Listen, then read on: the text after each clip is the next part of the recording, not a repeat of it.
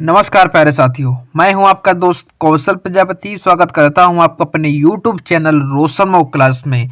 दोस्तों, आज की इस वीडियो में आपको लेकर आया हूं क्लास 10th हिंदी का मोस्ट इम्पॉर्टेंट मॉडल पेपर जो कि यूपी बोर्ड ने आपका जारी किया। ठीक है, ये वाला जो मॉडल पेपर है आपका, ये यूपी बोर्ड ने जारी किया है। कुछ इसी प्रकार का मॉडल पेपर, इसी प्रकार का पेपर आपका बोर्ड एग्जाम में आने वाला है। तो ये पेपर आपका मोस्ट इम्पॉर्टेंट है। इस पेपर को बिल्कुल अच्छे तरीके से तैयार कर लो और इसी पेपर से काफ़ी सारे क्वेश्चन फंसने वाले हैं। ठीक है, तो क्या इसमें इम्पॉर्टेंट रहेगा, चलिए बात करते हैं इसमें। ठीक, तो सबसे पहले कक्षा 10 का है। ये बोर्ड एग्जाम ने मतलब यूपी बोर्ड ने जारी किया है ये वाला मॉडल पेपर।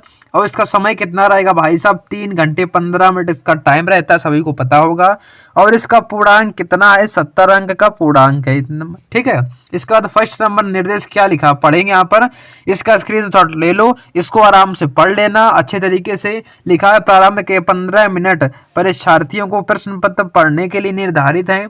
ठीक, दूसरा सेकंड नंबर क्या लिखा है, प्रश्न पत्र 2 खंड आ और बा में विभाजित किया गया। ठीक है, प्रश्न पत्र में कितने खंड है आपके, 2 खंड दिए गए हैं। एक आ खंड होगा आपका और एक दूसरा बा खंड दिया होगा। ठीक है, तीसरा पढ़ेंगे यहाँ पर। तीसरा क्या है, प्रश्न पत्र के खंड आ में बहुविकल्पी प्रश्न है जिसमें सही विकल्प का चयन करके OMR सीट में फिल करना होगा। एक आपको बोर्ड एग्जाम में OMR सीट मिलेगी, उसमें 20 क्वेश्चन आपको बहुविकल्पी प्रश्न उसी में आपको फिल करने होते हैं, तो करिएगा अपना। ठीक है, इसके बाद 4th नंबर लिखा है खंड आ में बहुविकल्पी प्रश्न हेतु प्रश्न के लिए प्रत्येक प्रश्न के लिए 1 अंक निर्धारित होगा। इसका मतलब है कि एक बहुविकल्पी आपका 1 नंबर का होगा और 20 बहुविकल्पी आपके 20 नंबर के होंगे। इसके बाद 5 नंबर हमारा क्या लिखा है यहाँ पर पढ़ेंगे। OMR सीट पर उत्तर अंकित किए जाने के पश्चात उसे काटे नहीं और इरेजर का प्रयोग, व्हाइटनर का प्रयोग नहीं करना है। अगर ए ऑप्शन काला कर दिया है तो उसको ना काटना है ना उसको कुछ नहीं करना, नहीं तो आपका प्रश्न भी गलत मान लिया जाएगा। ठीक है, ऐसे आपको करना है।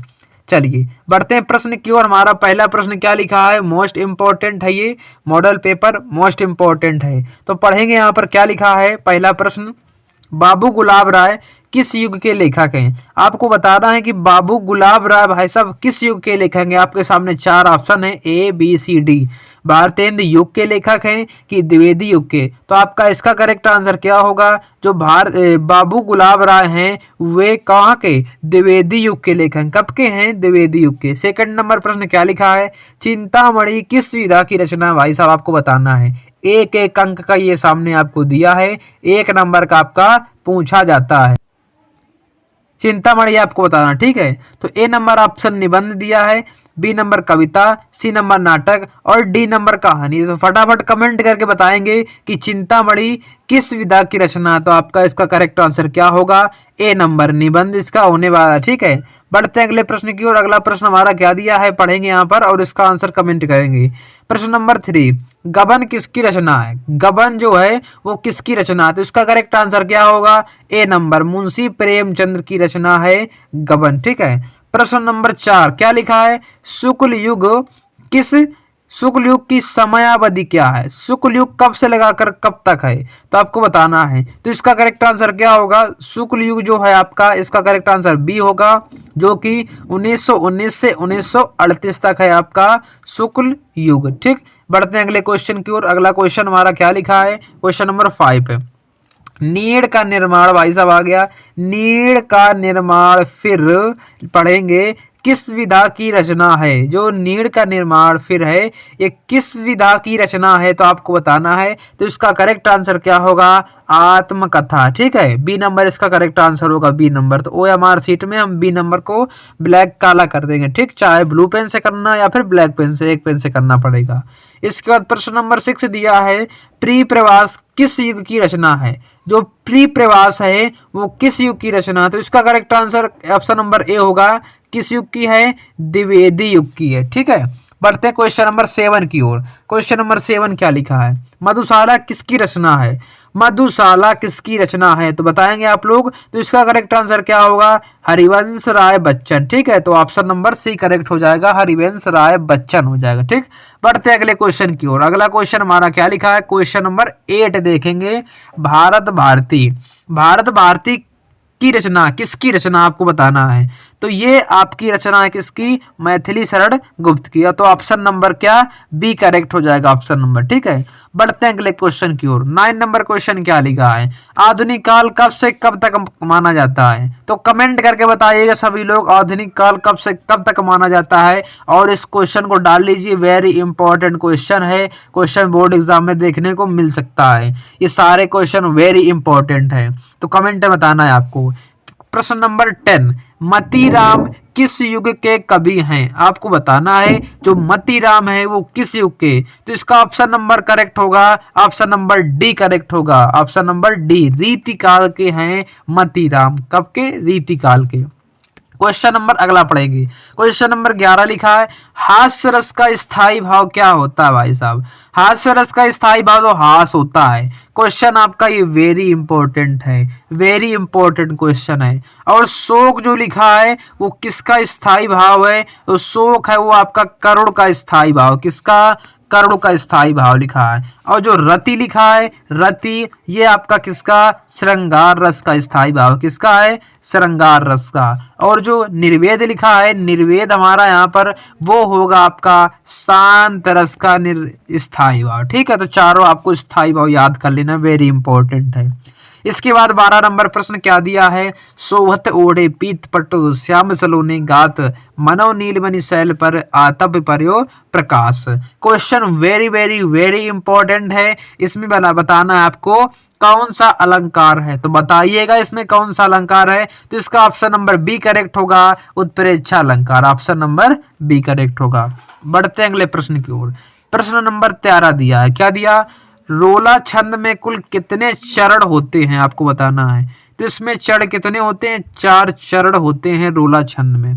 बढ़ते हैं अगले प्रश्न की ओर। प्रश्न नंबर 14 लिखा है, आकर्षण शब्द में किस उपसर्ग का प्रयोग किया जाता है? आकर्षण शब्द में किस उपसर्ग का प्रयोग किया जाता है? तो आ उपसर्ग होगा इसमें। तो आ उपसर्ग का इसमें प्रयोग किया गया। तो इसका correct answer D number correct हो जाएगा। बढ़ते हैं अगले क्वेश्चन की ओर। अगला क्वेश्चन हमारा क्या लिखा? क्वेश्चन नंबर 14 लिखा। क्वेश्चन नंबर 14 देखेंगे यहाँ पर क्या लिखा? 15 यहाँ पर, रचना के आधार पर वाक्य कितने भेद होते हैं वाक्य के? तो आपको बताना है। तो रचना के आधार पर वाक्य के कितने? 3 भेद होते हैं। ठीक, तो क्वेश्चन आपका वेरी इंपॉर्टेंट है, इसको याद कर लो। इसके बाद क्वेश्चन नंबर 16 दिया। यहाँ पर क्या दिया? पीताम्बर में कौन सा समास है आपको बताना। तो पीताम्बर में आपका जो समास होगा वो बहुब्रीहि समास होगा। ठीक है, तो इसका ऑप्शन नंबर सी करेक्ट होगा। बढ़ते हैं अगले क्वेश्चन की ओर। अगला क्वेश्चन 17 नंबर क्वेश्चन यहाँ पर दिया है, आंसू का तत्सम रूप क्या होगा आपको बताना है। तो आंसू का तत्सम रूप correct option number A correct हो जाएगा, अश्रु। क्या होगा? अश्रु होगा। क्वेश्चन नंबर 18 क्या लिखा देखेंगे। 18 नंबर में कर्तवाच्य में किसकी प्रधानता होती है? कर्तवाच्य में, तो यहाँ पहले से कर्त लिखा, कर्त मतलब कर्ता की प्रधानता होती है। तो ऑप्शन नंबर ए करेक्ट हो जाएगा। ठीक है, बढ़ते हैं अगले क्वेश्चन की ओर। हमारा अगला क्वेश्चन लिखा क्वेश्चन नंबर 19 क्या लिखा है?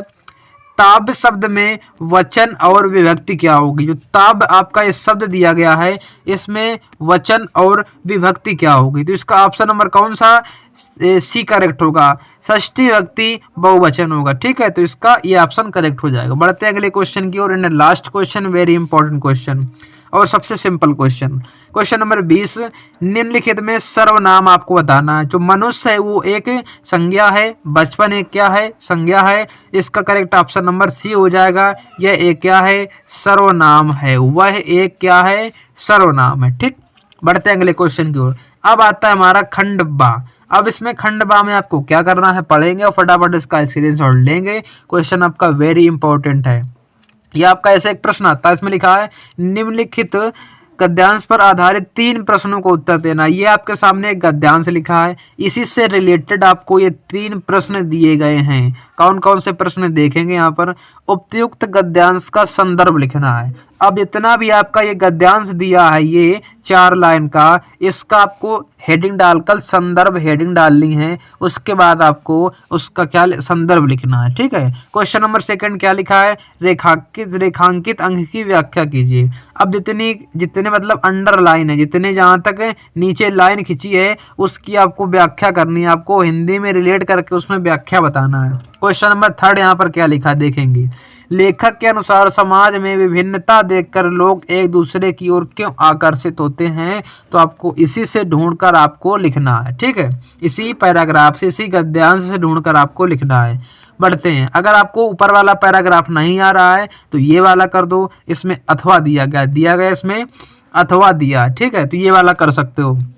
पढ़ेंगे, आपको स्क्रीनशॉट ले लेना, वेरी इंपॉर्टेंट क्वेश्चन है और 6 नंबर का है। ठीक है, कितने नंबर का, 6 नंबर का। तो पढ़ेंगे, उपयुक्त गद्यांश का संदर्भ, मतलब इसका भी संदर्भ आपको लिखना है। और इसमें क्या करना है, रेखांकित अंश की व्याख्या कीजिए, इसमें भी व्याख्या करनी है, भाव स्पष्ट करना है। इसका 3rd नंबर, ममता द्वारा किस कार्य को ईश्वर की इच्छा के विरुद्ध बताया गया है। तो इससे आपको ढूंढना है और आपको आंसर इसमें लिख देना बोर्ड एग्जाम की कॉपी में। बढ़ते हैं अगले क्वेश्चन की ओर। क्वेश्चन नंबर 2 क्या लिखा, क्वेश्चन नंबर 2 देखेंगे यहाँ पर, दिए गए पद्यांश पर आधारित 3 प्रश्नों का उत्तर दीजिए। 3 प्रश्न आपको सामने दिए गए हैं। अब ये आपका आ गया पद्यांश, इसमें क्या करना है, 6 नंबर का है आपका, कितने नंबर का, 6 नंबर का। तो आपको 3 प्रश्नों को उत्तर देना है। सबसे पहले पद्यांश का संदर्भ लिखना है, फिर वही सिस्टम है लेकिन ये पद्यांश है और उसमें गद्यांश था। ठीक, इसके बाद रेखांकित अंश की व्याख्या करनी है, वो कर देना। इसके बाद आपको बताना है इसमें कौन सा अलंकार है। अब आपको अलंकार से बताना, तो अलंकार वेरी इंपॉर्टेंट बताया था अभी। अब आ गया अथवा, अगर ऊपर वाला नहीं आ रहा है तो बिल्कुल उसी प्रकार का नीचे वाला दिया गया है अथवा में, तो ये वाला प्रश्न भी आप लोग कर सकते हो अगर वो वाला नहीं आ रहा है। तो फटाफट इसका स्क्रीनशॉट ले लो, इसका स्क्रीनशॉट ले लो, क्वेश्चन वेरी इंपॉर्टेंट है ये वाला। बढ़ते हैं अगले प्रश्न की ओर। अगला प्रश्न हमारा क्या लिखा, क्वेश्चन नंबर 3 लिखा है। पढ़ेंगे, देखेंगे यहाँ पर और समझेंगे क्या लिखा है। दिए गए संस्कृत गद्यांश में से किसी एक संदर्भ सहित हिंदी में अनुवाद कीजिए। आपको कितने, 2 यहाँ पर दिए गए हैं। ठीक है, कितने, एक ये और एक ये आपको दिए गए हैं। अब इसमें आपको क्या करना है, हिंदी में आपको अनुवाद करना है। तो वेरी इंपॉर्टेंट हमने चैप्टर बताए थे, कौन कौन सा, एक तो भारतीय संस्कृति बताया था। तो ठीक है, तो अगर वीडियो नहीं देखी है तो देख लेना, हिंदी इंपॉर्टेंट क्वेश्चन डाल देना और उसमें रोशन मॉक क्लासेस डाल देना पीछे, तो आपको वीडियो आ जाएगा उसमें, तो देख लेना। इसके बाद आपको एक श्लोक दिया गया है, श्लोक, इसका भी आपको क्या करना है, वही बताना है, आपको हिंदी अनुवाद बताना। तो 2 श्लोक दिए गए, उनमें से एक का आपको बताना है, चाहे ये वाला कर दो या फिर सर्वे बंधु सुखना कर दो। ठीक है, बढ़ते हैं अगले क्वेश्चन की ओर। क्वेश्चन नंबर 5 क्या लिखा है, क्वेश्चन नंबर 5 वेरी इंपॉर्टेंट है, वेरी इंपॉर्टेंट, और ये हर साल पूछा जाता है। इसमें क्या है, अपने पठित खंड का के आधार पर निम्नलिखित प्रश्नों में से किसी एक प्रश्न का उत्तर दीजिए। अब आपको इतने सारे खंड का दिए गए हैं तो आपको सब नहीं करना, इसमें आपको सब नहीं करना। तो इसमें करना क्या है, इसमें करना क्या है वो देख लो, बस एक केवल करना होता है, एक केवल करना होता है जो आपके ज़िले में पूछा जाता है। तो आप लोग अपना अपना ज़िला इसमें कमेंट करके बता देना, तो हम आपको यहाँ से आपका जिस ज़िले में पूछा जाएगा खंड का वो आपको हम बता देंगे। ठीक है, मुक्ति दूत हो गया, और इसके बाद ज्योति जवाहर, मेवाड़ मुकुट, अग्र पूजा, जय सुभाष, मातृभूमि के लिए, कर्ण खंड काव्य, कर्मवीर भारती, तमुल।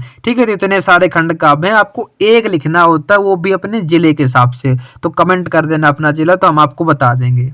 ठीक, बढ़ते हैं अगले क्वेश्चन की ओर। अगला क्वेश्चन वेरी इंपॉर्टेंट है, क्वेश्चन नंबर 6। इसमें लेखक दिए गए हैं 3, उसमें से आपको एक का जीवन परिचय लिखना है और 5 नंबर देकर जाएगा। ठीक है, जीवन परिचय का मिलेगा 3 नंबर, अगर रचनाएं लिख दोगे तो मिल जाएगा 2 नंबर। अगर पता नहीं है जीवन परिचय कैसे लिखना है तो हमने एक वीडियो डाल दिया था, तो वीडियो देख लेना, हमारे यूट्यूब चैनल में मिल जाएगी आपको। तो इसमें डॉक्टर राजेंद्र प्रसाद और जयशंकर प्रसाद, आचार्य रामचंद्र शुक्ल, ये आपके वेरी इंपॉर्टेंट है ये वाले जीवन परिचय, तो याद कर लो इनको अभी से बिल्कुल। इसके बाद क्वेश्चन नंबर 6 क्या लिखा है, इसमें लिखा है दिए गए कवियों में से किसी एक का जीवन परिचय। अब यहाँ पर कवि दिए गए हैं, ठीक है, अभी तक उसमें लेखक दिया था, तो इसमें 3 कवि दिए गए हैं, तो वेरी इंपॉर्टेंट है ये वाले कवि, ठीक है। कौन कौन से? गोस्वामी तुलसीदास, सुमित्रा नंदन पंत और सूरदास। तो ये आपको याद कर लेना, वेरी इंपॉर्टेंट, इन्हीं में से एक आपका आ जाएगा। इसके बाद बढ़ते हैं अगले क्वेश्चन की ओर। अगला क्वेश्चन क्या लिखा देखेंगे। अपनी पाठ्य पुस्तक में से कंठस्थ कोई एक श्लोक लिखिए जो इस प्रश्न पत्र में आया ना हो। तो आपको कम से कम 3 श्लोक याद कर लेना है, क्योंकि 2 आपको उसमें दिए होते हैं और एक अपने मन से लिखना होता है, ठीक है, अपने मन से। तो 3 श्लोक याद कर लेना, उन्हीं में से एक लिख देना, 2 नंबर मिल जाएगा आपका। इसके बाद क्वेश्चन नंबर कौन सा? 8 नंबर क्वेश्चन। अब संस्कृत में प्रश्न दिए गए हैं, इनका आपको उत्तर लिखना है। भारतीय संस्कृत मूलम किम अस्ति, ठीक है, पूर्व राज्य कहाँ आसीत। तो आपको इन चारों प्रश्न के उत्तर लिखना। चंद्रशेखरा का आसीत, वीरा केन पूजते, ठीक है। तो वेरी सिंपल क्वेश्चन है, अगर एक बार देख लिया तो बिल्कुल एक ही बार में याद हो जाएगा। वेरी इंपॉर्टेंट है ये वाले क्वेश्चन। इसके बाद क्वेश्चन नंबर अगला क्या दिया यहाँ पर? क्वेश्चन नंबर अगला देखेंगे। निम्नलिखित में से किसी एक विषय पर निबंध लिखिए। किसी एक विषय पर निबंध लिखना है और आपको वेरी इंपॉर्टेंट है ये वाले निबंध, चारों निबंध 7 नंबर आपका देकर जाएगा। निबंध कैसे लिखा जाता है नहीं पता है तो हमारे यूट्यूब चैनल पर जाइए और सब देख लीजिए उसमें निबंध कैसे लिखा जाता है। तो पर्यावरण पर निबंध, आतंकवाद वेरी इंपॉर्टेंट, जनसंख्या वेरी इंपॉर्टेंट, नारी सशक्तिकरण वेरी इंपॉर्टेंट है। इसके बाद प्रश्न नंबर 10 लिखा है यहाँ पर, वेरी इंपॉर्टेंट आ गया।